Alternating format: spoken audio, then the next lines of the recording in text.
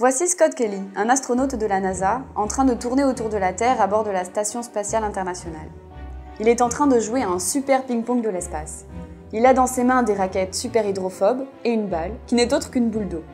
Comment se fait-il que l'eau en microgravité adopte une telle forme sphérique? C'est ce dont nous allons parler aujourd'hui dans le projet Lutécium.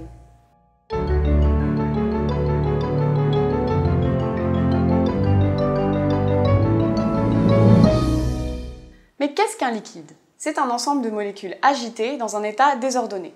Dans un liquide, les molécules s'attirent. Du coup, elles n'arrêtent pas d'interagir les unes avec les autres. Elles changent de voisine tout le temps et elles se repoussent quand elles se cognent. Si on compare l'environnement d'une molécule à la surface à celui d'une molécule située dans le volume du liquide, on voit qu'elle a environ 2 fois moins de voisines. Maintenant, imaginons que l'on veuille augmenter la taille de la surface du liquide. Il faut prendre notre molécule de l'intérieur pour l'amener à la surface.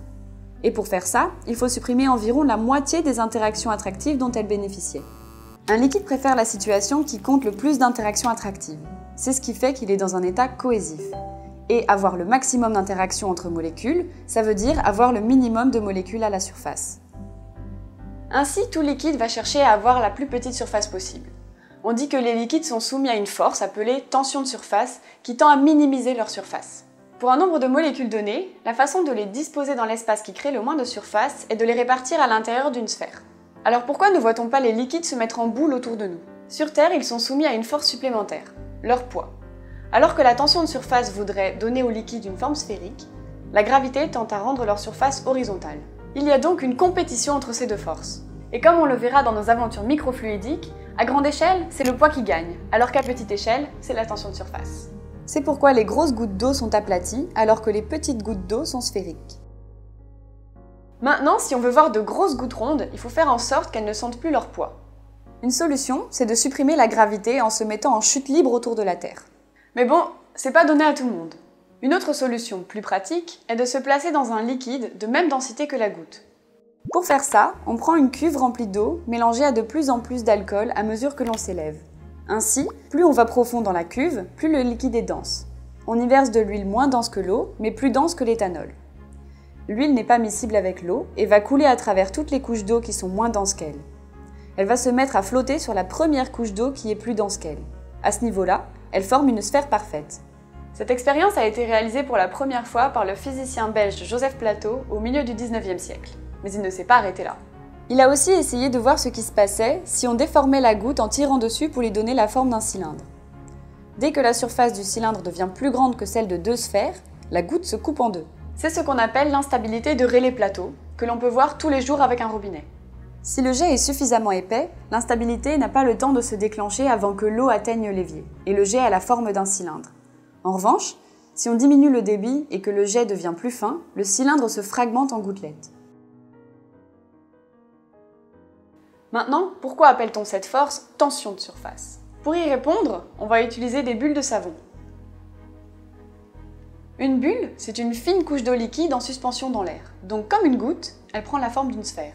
Mais l'eau forme une pellicule tellement fine que c'est comme si notre liquide avait 2 surfaces et pas de volume. Et du coup, les effets de la tension de surface sont faciles à étudier. Voici un ballon dont on va filmer l'explosion à la caméra rapide. On voit le plastique se rétracter pour finir par converger vers le point situé à l'opposé du trou initial. Quand il est gonflé, le ballon est sous tension. Chaque point de la surface a envie de se rapprocher des autres. Mais au niveau du trou, on est en déséquilibre. D'un côté ça tire, et de l'autre, il n'y a plus rien pour s'opposer à la tension. On va maintenant faire la même expérience avec une bulle de savon. On la voit se rétracter de la même façon que le ballon. C'est donc que le film liquide est aussi sous tension. Voilà, la tension de surface est donc bien une force de tension, comme pour un ressort, un élastique ou un ballon. Et cette force est même capable de déplacer des objets. Voici un cadre en métal et un barreau que l'on pose sur le cadre. On plonge le tout dans de l'eau savonneuse. Quand on le retire, 2 films de savon rectangulaires se sont formés de chaque côté du barreau.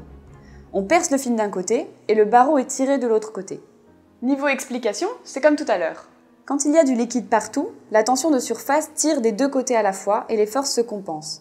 Quand l'un des 2 films disparaît, les forces sont déséquilibrées et la barre est attirée du côté du film de savon restant. Et donc la tension de surface est une force qui tire parallèlement à la surface du liquide. D'ailleurs, si la surface en question n'est plus horizontale mais inclinée, la tension de surface arrive même à faire remonter la pente au barreau. Alors, on commence à comprendre la tension de surface et à bien cerner ses propriétés. Maintenant, voyons ce qu'on peut faire avec.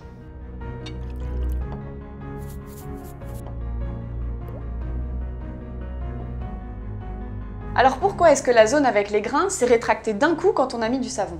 C'est qu'elle tire plus fort que la zone avec du savon. Et donc que le savon diminue la tension de surface. Et du coup, qu'est-ce qu'il y a là-dedans exactement? Dans du savon, les molécules ont deux parties distinctes. Un côté qui aime bien l'eau et un autre pas vraiment. Du coup, en solution, ce genre de molécule va spontanément se placer aux interfaces, là où la partie hydrophile peut rester dans l'eau et la partie hydrophobe peut sortir à l'air libre. On avait dit qu'une molécule d'eau à la surface était frustrée car elle avait moitié moins d'interactions attractives que les autres. La molécule de savon, en revanche, n'a pas ce problème puisque sa partie hydrophobe n'a pas d'interaction attractive avec l'eau de toute façon. Et donc, du point de vue du liquide, c'est beaucoup moins gênant de créer une surface avec du savon qu'avec de l'eau pure. On dit que les molécules de savon sont des tensioactifs, car elles sont actives sur la tension de surface. En l'occurrence, elles la diminuent.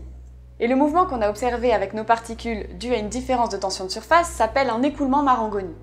Ce phénomène a été étudié pour la première fois par le physicien italien Carlo Marangoni au milieu du 19e siècle. Mais il reste toujours d'actualité, comme on le verra dans les prochaines vidéos du projet Lutécium. Mais pour éveiller votre curiosité en attendant, on va vous montrer un autre écoulement Marangoni. Ça, c'est un bloc de camphre. Comme le savon, il est constitué de molécules tensioactives. Mais contrairement au savon, ces molécules sont aussi très volatiles. C'est pour ça qu'il est possible de faire des bateaux au camphre. On coince un petit bout de camphre sur un bateau en plastique, on le met dans l'eau et il est propulsé par un écoulement Marangoni. Mais comme le camphre se volatilise aussi derrière lui, la surface redevient pure après son passage. Il y a donc toujours une différence de tension de surface qui est maintenue entre l'avant et l'arrière du bateau, qui est propulsé aussi longtemps qu'il reste du camphre à dissoudre. Voilà, on espère que cette première vidéo au studio vous a plu. Si vous ne voulez pas rater les suivantes, n'hésitez pas à vous abonner. Et si vous avez quelque chose à dire sur la vidéo ou son contenu, vous pouvez nous laisser un commentaire.